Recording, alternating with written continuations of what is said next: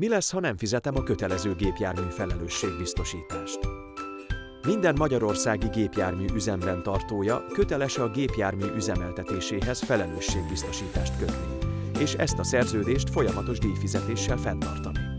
A kötelező felelősségbiztosítás célja az, hogy a gépjárművel okozott károk megtérüljenek, még olyan esetekben is, ha a károkozó fizetésképtelen.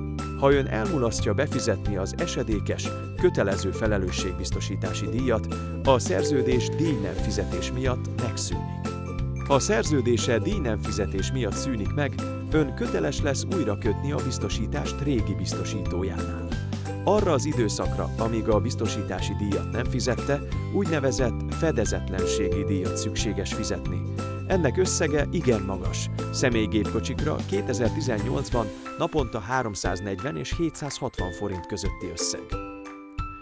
Kötelező felelősségbiztosítás nélkül gépjárművel azért sem érdemes közlekedni, mert ha ilyen járművel kárt okoz, saját zsebből kell megtéríteni a teljes kárt, ami akár több milliós is lehet. Bővebb információkért kérdezze Fügét!